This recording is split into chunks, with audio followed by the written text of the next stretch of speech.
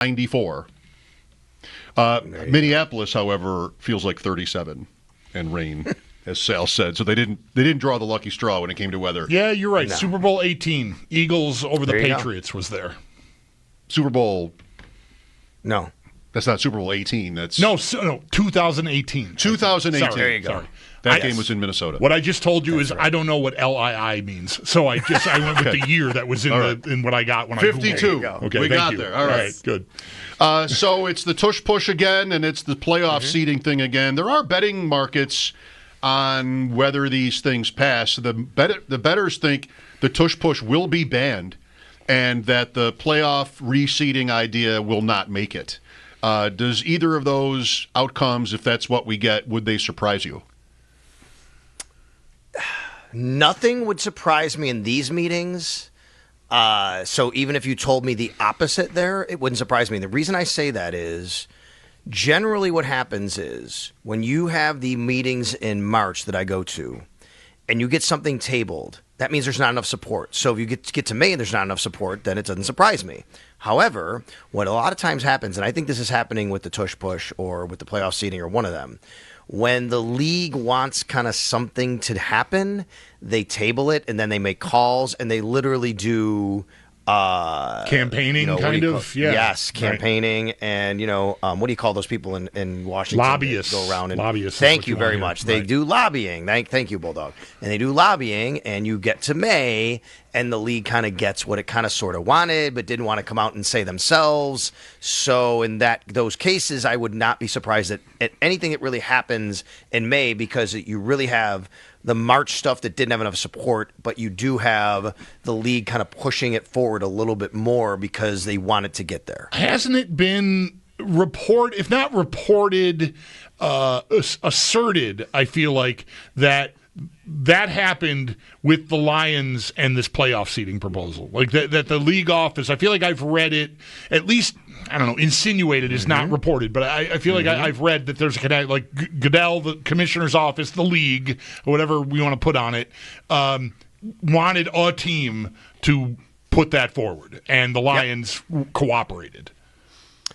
Apparently that is the case. At least that's what the tea leaves are saying. You're right. There's not something outward necessarily just saying they told them to do this, but it would make sense, right? Here's why the league wants it to pass, because from Roger Goodell's eyes, and I get this. I talked about this on Extra Point Show today and the Tush Push as well, and I'm kind of torn with this one, with the seeding, because I think that for many years you're like, okay, you win your division, like you get a home game. That's the reward. That's right. Like you win your division. It's a grueling season. You take care of business, you get rewarded. The pushback I've seen from people is, well, all of a sudden we're not going to make the division, worth anything. No, that's not the case. You're still making the playoffs if you win your division. Like that's the reward. Even if you're in a stinky division, you win, you're making the playoffs. But what the league, the angle the league is taking it from, and this is why I think it actually isn't a bad idea.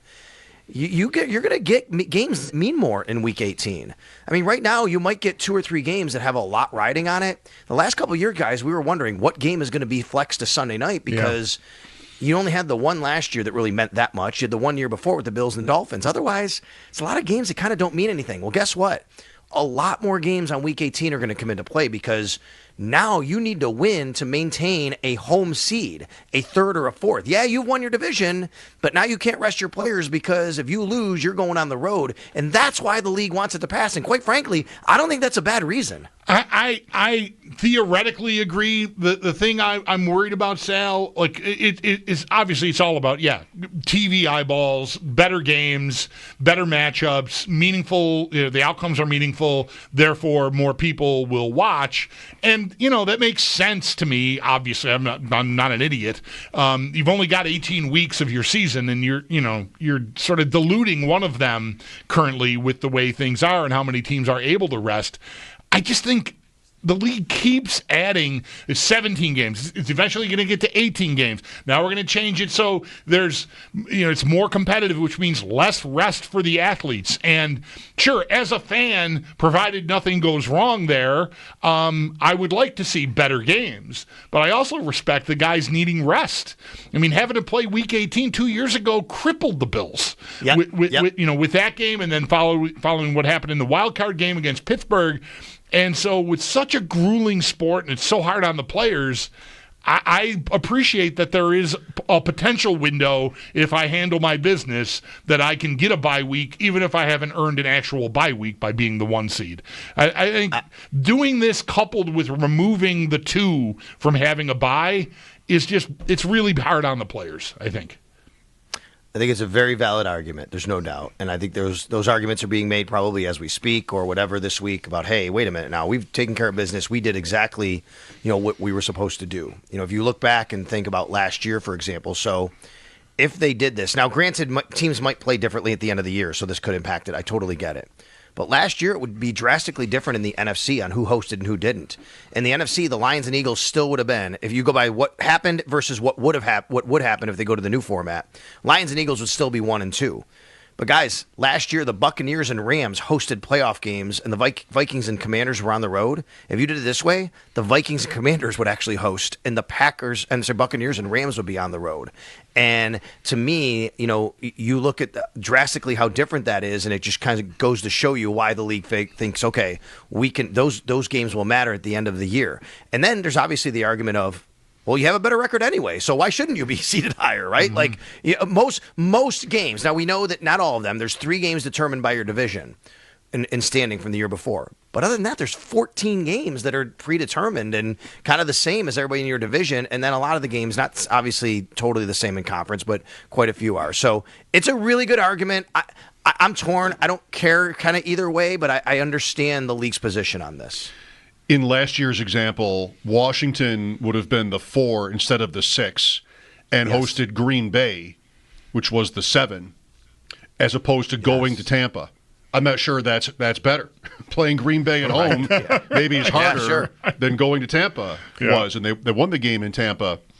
Tush push stuff, I'm still a little bit confused by what the agenda is of the many teams, apparently. I mean, it takes 3 quarters, but the betting markets say they'll get it in terms of banning the play. And I fear, Sal, that it will lead to another layer, another thing where we have officiating that's confusing, where it's another new rule, and he didn't actually have his arms around him or on him. He had his, he was blocking the lineman, pushing the lineman forward, or whatever, fits within the rules here. I don't love the play, but I feel like at this point, and I've changed my position on this, banning it isn't worth it. I have the same position I've always had on this. I totally understand. I think you could open that up. I've always believed this should be not legal. I've never liked having the ability to push a runner forward. It was never allowed in football. Growing up, it was something I knew that you just could not do. You could never pull a runner forward. Growing up, it was always something I knew you could not do. Suddenly, over the last 20 years it's been happening, I'm like, where's the flag? Then you realize a few years ago, they just took the rule out. They just, it vanished. Yeah. Where is it? It's gone. There used to be a rule called aiding the runner. You can't do that. You can't push the runner forward. In 2006, they just said, no, it's too, and to your point, Mike, which is right, it's too hard to adjudicate. It's too hard to really see what's happening. Guys, but here's part of it for me, which is high school gets it right, and they do it. And I don't know. I haven't heard from enough. I've talked to high school officials. I have a friend named Al who listens regularly to WGR, and he texted me today, and he said, it's a rule in high school. We have no problem with it. But the rule in high school is you can push the pile. You can't specifically push the runner. And, I mean, I don't know. I'm not going to every single high school game and polling coaches on how much officiating they're getting, people mad. Well, he pushed the runner, he pushed the pile. I don't even think it happens all that often. But to me, it just seems like a simple rule that should have always been on the books and never gone away. I don't like it. I just don't think it's a part of football.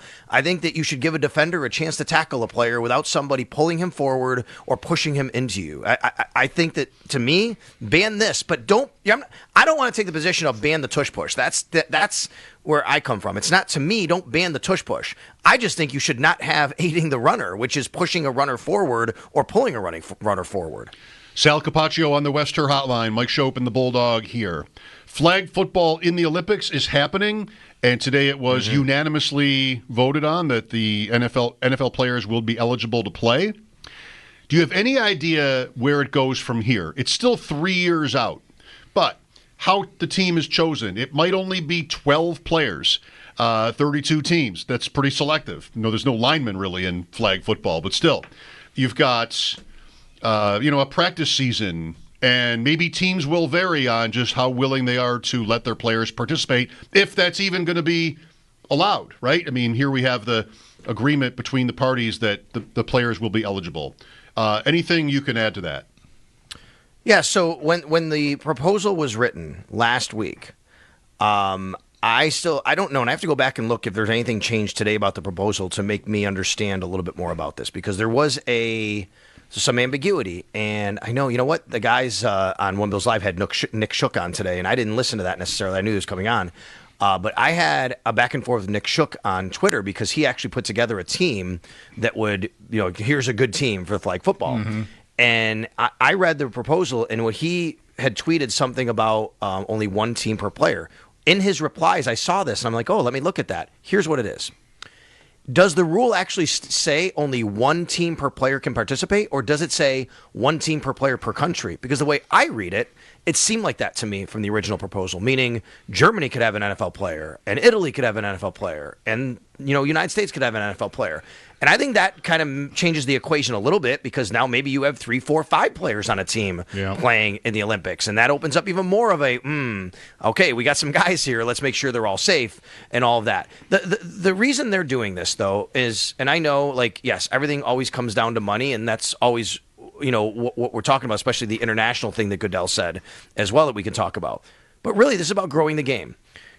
I started playing tackle football in 3rd grade, right? It was the 65-pound team. Now, I know those things exist still, but very few of them do. Now it's really a lot of flag football, because we have so much research about injuries and kids playing at younger ages, and you don't get it as much until high school, the tackle football. So what's happened is flag football has really grown in this country. And because of flag football growing, it's been amazing to see the growth of girls flag football and women's flag football. We have high schools now have it. We have colleges who have it, men and women, which is awesome. And because of this, it's now growing globally. And the league really loves this. They love that people are playing football, because once they get the exposure to flag football at the younger age, they start to get older, and then the game it's resonating with them at an older age, and then maybe tackle football. That's the genesis for this. And I don't think it's a coincidence they're doing this when the United States is hosting it in LA, by the way. No doubt that's right. Right. There's a story about teams and their rights in other countries. I don't know if you know what that means, but most NFL teams were sort of allotted rights in certain countries. Yes. Maybe in March. And 3 were not, including the Bills. But today I believe it was announced the Bills are assigned to Canada, or vice versa. What else needs to be said here? Well, I don't know if you were around, Mike, when we talked about this a little bit, and why the Bills, there was never a designation for the Bills. I hope I wasn't, because I have no memory of it. Okay, so it's a good question, and I got an answer to it. Jeremy asked me, actually, back during the owners' meetings. He said, okay, do you guys remember when during the owners' meetings they had this tweet and this thing that came out? There was actually there was a press conference on it, and said, here are all the teams that are affiliated with international cities, and you have this team in Germany, this team, and some teams had 2 of them. You remember that graphic? Yes. Maybe there's one out there today. I remember that graphic too, and I remember it prior to this March. That's right, but every year it's a little bit more, right, Bulldog, where more teams are being added, right? Gotcha. So that's why they have it. Well, the Bills have never been assigned, and it's like, well, wait a minute, why are the Bills not in? Why are they not in Canada? It makes sense, because Toronto's right there. And I got the reasoning. It totally makes sense. So apparently what happens is every NFL team has kind of exclusive marketing rights to what they call their HMA, their home market, right? Which is within 75 miles of where they are. Toronto actually falls into that. So the Bills actually already have exclusive, they're the team, they can get marketed in Toronto and keep all of that revenue like that. When you get assigned a country, okay, you have first priority to be marketed, but you must still split 32 ways with all the marketing that comes with it.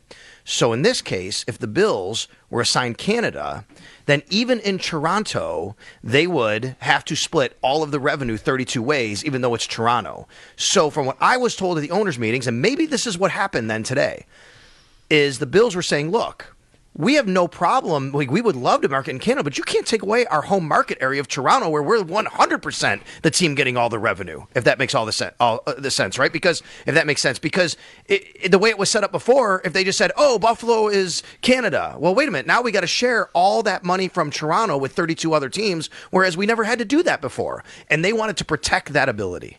Cincinnati also is teamed up with Canada in this because there's more, Right. teams than there are markets, I guess, that are in play for these things.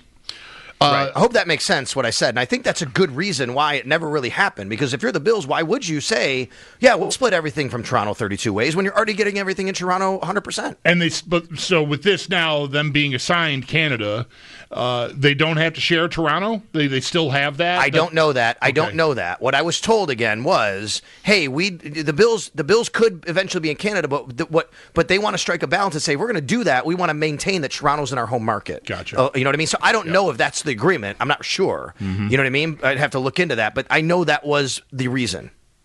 Finally, maybe the Bills' preseason schedule was finalized and announced.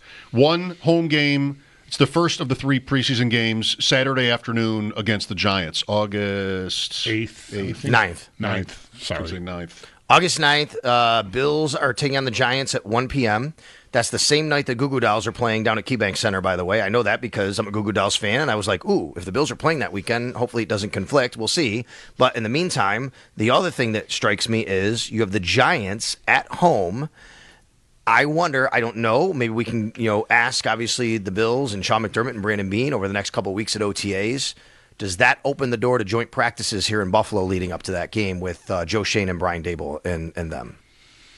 Maybe so. What have the Bills had any tendency to be open to that you know of, like sharing practices? It's happened, I know. Like, is it something that that they like to get on the docket? Well, they did it last year, so Right. Remember we went to Pittsburgh last year, Right? So I think from what they've always told us, Bulldog, is we're not opposed to it as long as it's the right team and situation, and that's why they did Carolina with Ron Rivera the one year, and that's why they did Mike Tomlin and the Steelers last year. Like, they want to make sure they're doing it with a team that they can trust, that they're doing it right, they're approaching it right, and they both kind of have the same mindset of how these practices want to go. So I would think because it's Joe Shane and Brian Dable, that maybe that would work out, but you never know. We'll see if there's a handshake between the coaches after this game, if it lasts longer than a millisecond. The Bills also play preseason games at Chicago and at Tampa. So just Which the is one weird, home games right? I said. Because they're playing at Tampa in the regular season as well. I'm saying they're playing the Buccaneers in the regular season as well. Yeah. Well, it will be all different players, and I'm not kidding. It's just it'll be all true. All different players. True, right. We're not going Yeah. to run the real stuff, so I don't think there's really anything at risk Right. there. Yeah, That's true. They'll have the laundry on. That's really all. That's Yeah. it. Yeah. All right. Thank you, Sal. You got it. All right, it's our dude Sal Capaccio on the Western Hotline. His appearances are always